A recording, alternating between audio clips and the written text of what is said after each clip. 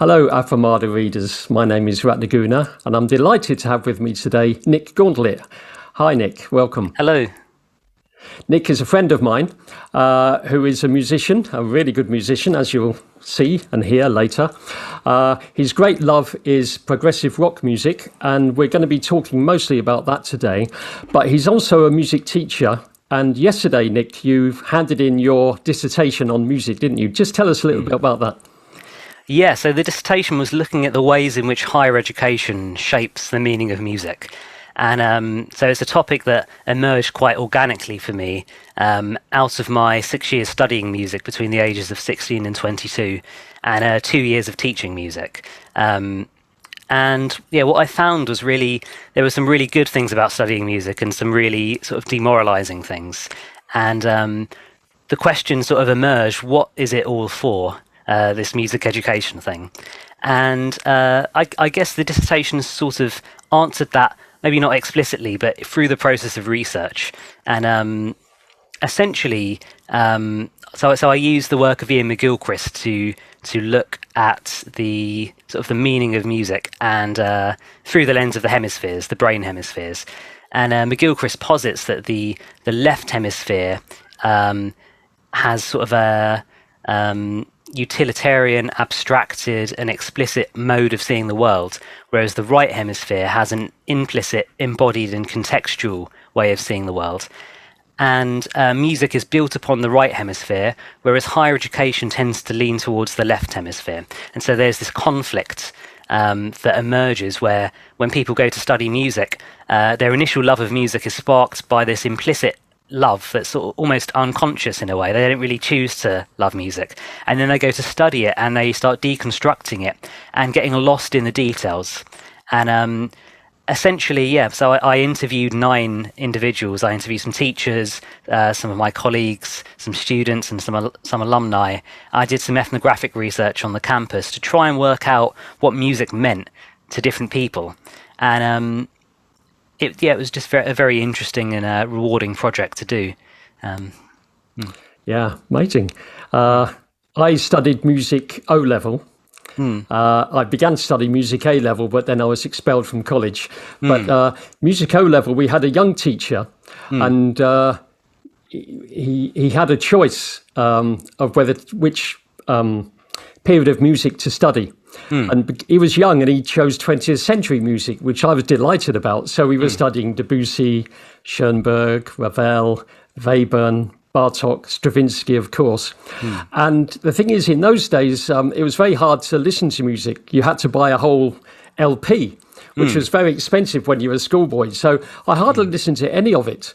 But I got a really good grade in my exam because I knew all about serialism and atonal music and bitonal music and so on. So I got a good mark, completely, I suppose you would say, using the left brain. That's very, very interesting. Yeah. Well, one of the things that emerged was one of my participants in particular. Well, his dad was a dancer, so when he grew up, for him, the meaning of music was to dance to. And then when he went into education, the social conditions were that he was rewarded for knowing all about music. So he learned all about music, and he focused on technique. And for him, then that was the meaning of music. And then now he's graduated and he's playing live, and the meaning of music is communicating emotion and feeling to an audience. And it's just interesting how these different contexts shape the meaning of music in different ways. Interesting. Anyway, let's move on to our main topic today, which is you and your love for progressive rock music and what it means to you. And of course, you've been playing progressive rock music as well. Some of it covers from other bands like Yes and Dream Theater, but some of it your own. Let's begin with your own music, because when you were a young man, younger than you are now, you actually wrote a concept album. Well, would you call it an album? Well, let's say a concept album. What was that about? So it was based on the story of the Buddha, which really inspired me when I was 17, 18 years old. And I was obsessed with progressive rock music anyway, and the idea of the concept album, I just loved it. It was like music in the long form. It was like a film, like writing a film. And I just thought, well, what a perfect medium to express the message of the story of the Buddha, progressive rock music. So that's what I attempted to do. It didn't really come to fruition, but I did end up writing some music. Yes. And why did you choose the Buddha? That's a very good question. I don't really know. Well, I remember at the time I was staying in Norfolk with my nan, and I guess I was sort of a very much a soul-searching teenager. I was looking for meaning, and I stumbled upon two things really. Ajahn Brahm from the Thai forest tradition. I stumbled across many of his videos and was just very intrigued by what he was saying about how to live life. It was so radically different from the way that I'd been shown in my life. Yes. There was that, and on the other hand, there was Siddhartha by Hermann Hesse. I wondered if that might have been an influence. Yes, it was. It was a very big influence. So I sort of set on sort of dissecting that book into different songs, basically, and then seeing how could I reinterpret that with a 20th century sort of spin. What would it be like to write the story of the Buddha in 2016, as it was at the time? And you did record some of it as well. Yeah, we did. We recorded two songs. Two. Let's listen to one of them. The one called Eternal. It's a long song. I think is it 9 minutes long? Yeah, 9.5 minutes long. In the tradition of progressive rock, of course, progressive rock bands don't play 3-minute songs, do they? They have to be longer than that. Interestingly, a couple of months ago, I interviewed Shravaniya, who's a conductor and composer. I don't know if you saw that interview. No, I saw bits of it, actually, yeah. Well, he's very interesting because he was talking about the length of classical music. He said what it does is it invites you to listen, to really listen. Rather than the 3-minute song, which comes and goes. But with a long symphony, maybe 50 minutes long, you have to really pay attention. So it invites you to do that. But we're going to listen to a part of a song, that song Eternal by yourself and your band, Azura. So let's hear it.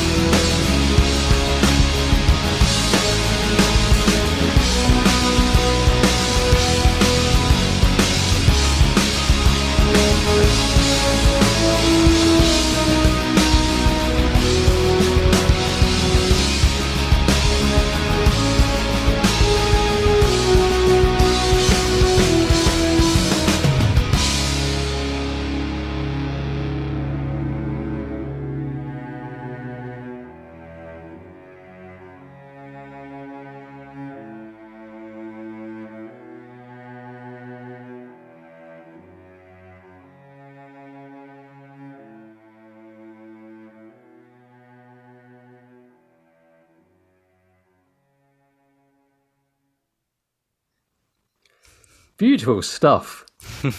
Absolutely thank wonderful. I should tell people watching this that I don't think I've said that you're a guitarist, and it was you playing that guitar solo at the end, a searing guitar solo. Beautiful. Oh, thank you. Stuff. So how long ago was that recorded? So that was recorded in 2016, I think. So 5 years ago. 5 years ago, yeah. Yeah, and how old were you then? I must have been 18 or 19, I think, yeah. Wow. Wow. Amazing stuff. So let's get on to one of your biggest influences, which is the band called Yes. What is it about Yes that you really like? Well, there's so much about Yes that I love, but particularly it's this mixture of craft and musicianship and just pure energy and enthusiasm, and just this sense that they, particularly around 1972, this sense that they could just do absolutely anything. You can really sense that in the music, that they were just really I guess it was sort of the post-Beatles mentality. The Beatles really opened up this idea that popular music is a medium where you can really bring in all of these different influences, you can really explore, you can really tell a story. And Yes just took that, for me, to another level. Okay, so actually we have a clip of you when you were a very young man with your band. Is this the band Azura? Yes, it is. Yeah. And you're doing a cover of a Yes song, which I can't remember the name of it. So it's Heart of the Sunrise Heart of by the Yes. Sunrise. And this was our first gig at the Alley Cat venue in Denmark Street, which doesn't exist anymore. And just to say as well, for the song that we just listened to, as well as this, Charlotte, the singer, was also part of the songwriting, so I should give her credit there. And also the drummer Dennis, the bassist Digby, and the producer Aaron, they were all part of creating that as well. Okay, so the sound isn't great on this one, but it's good just to see you in action on stage. Yeah.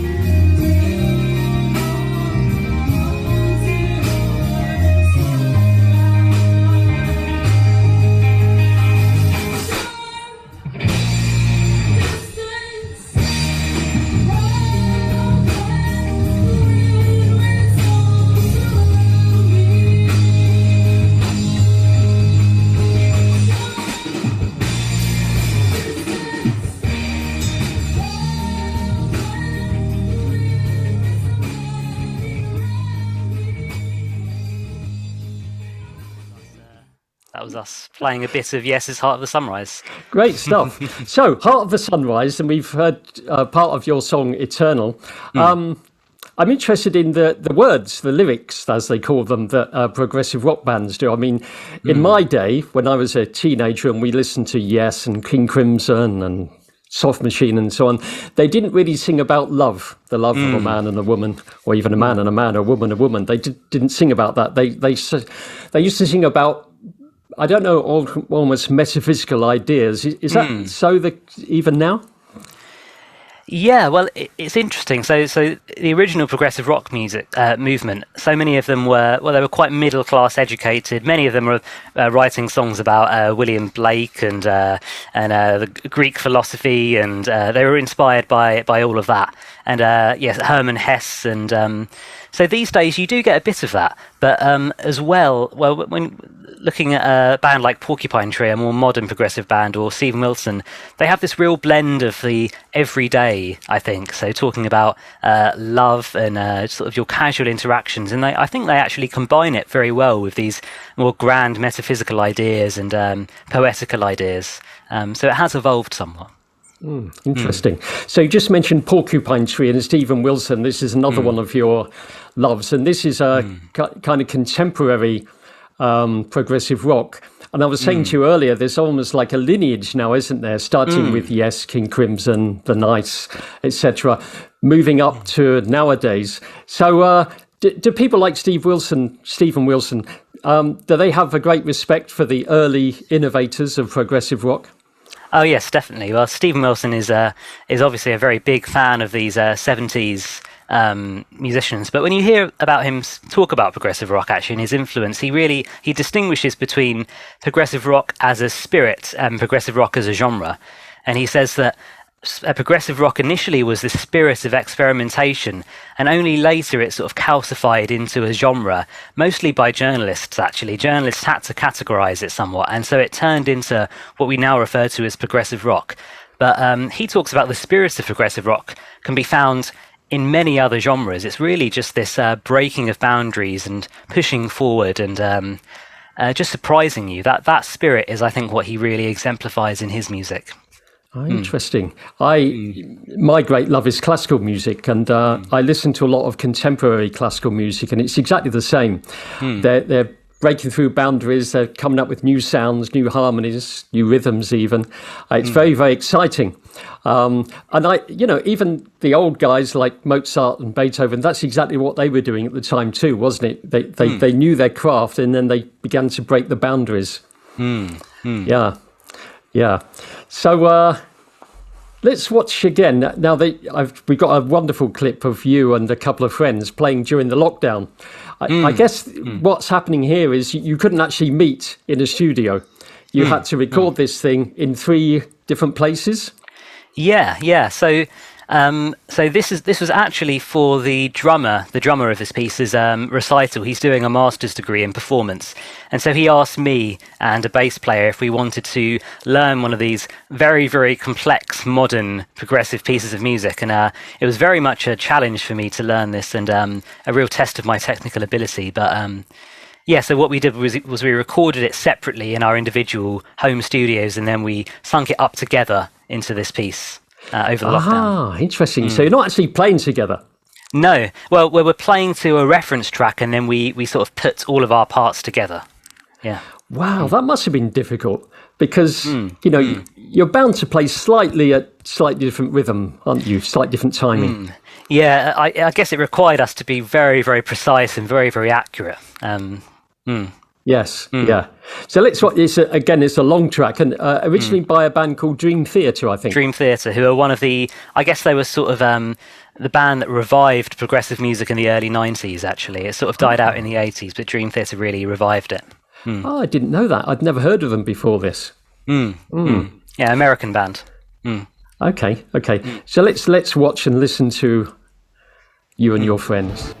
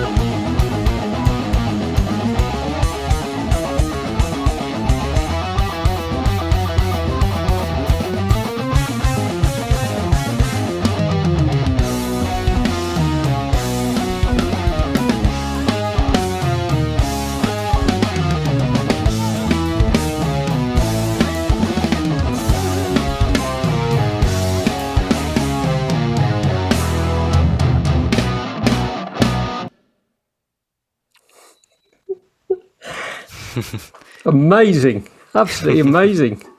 Oh, thank you. You said that was technically very difficult. And yes. There's one thing that's very noticed about you when you're playing. It doesn't look like it's technically difficult. The bass player was making faces he was playing sometimes, like this. The drummer too. But you were like a little Buddha, just like a young Buddha. You were just completely at ease. So I wanted to ask you about that. How does that feel to be playing something like that? Well, a lot of practice went into it, and the practice was it's all about getting it into your muscle memory, so it's an unconscious process. And so for me, when I'm playing something like that, it's in a sense it's seeped into my muscle memory to the point where I try not to think about it. If I think about it, usually I mess up. I guess it's a bit like speaking, like I am now. If I start thinking about speaking, I'm going to stop speaking well. So it's the same with playing music, I think. The same with playing something technical. Great stuff. Great stuff. Is there anything else you want to say before we end? I think one thing that I would say is that anyone that hasn't listened to any progressive rock music, I'd recommend just checking it out. For me, it's music that just seems to touch me emotionally so much. It really takes you on a journey. It surprises you. It frustrates you. It covers the whole spectrum of emotion. It will take you out of your comfort zone. And you'll always discover something new listening, even to the same piece. Every listen, I always get something new from it. And so for me, it's just a real source of inspiration and a real source of just motivation for me as a musician, something to reach towards. And so I just recommend everyone to check out maybe an album like Close to the Edge by Yes, for example. Yeah. Now, Close to the Edge, I never heard it before, but you were talking about it last time we spoke. So I listened to some of it, and it's got a very harsh sound, doesn't it? Especially the guitarist, Steve Howe. The Yes I knew from their first two albums, the sound was quite mellow, but this is quite harsh. Almost Steve Howe's guitar sound sounded to me rather like the guitar sound that Captain Beefheart got his guitarist to get. Very, very harsh, metallic. Yeah, well, in many ways, Steve Howe's such an unconventional guitar player.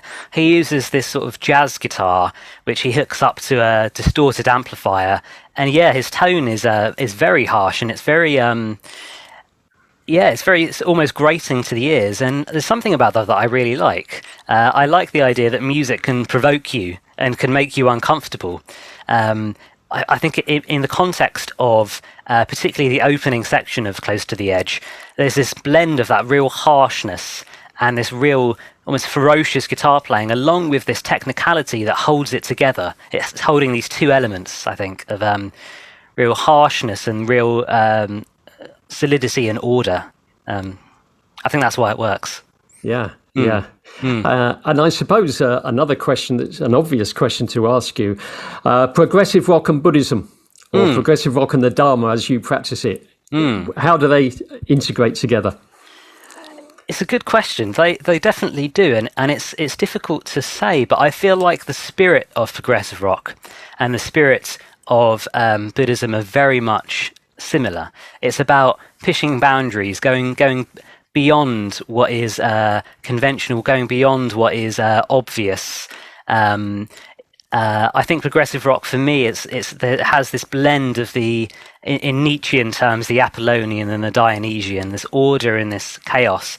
And in Buddhism, you find that as well. You find this balance between virya and samadhi, for example. It's about finding this balance where you've got, well, in music, both the technical and the emotional, I suppose. And progressive rock, for me, it really has that technical ability to a high level, and because of that, it can express emotion at a high level. I think you find the same thing in Buddhist practice. You can develop your different faculties so they can be in balance. And that's one thing. Brilliant. That's a great note to end on. Thank you so much, Nick. That's been so good, so enjoyable to talk to you, but also to listen and watch you play. Just really wonderful. Thank you. Oh, thank you.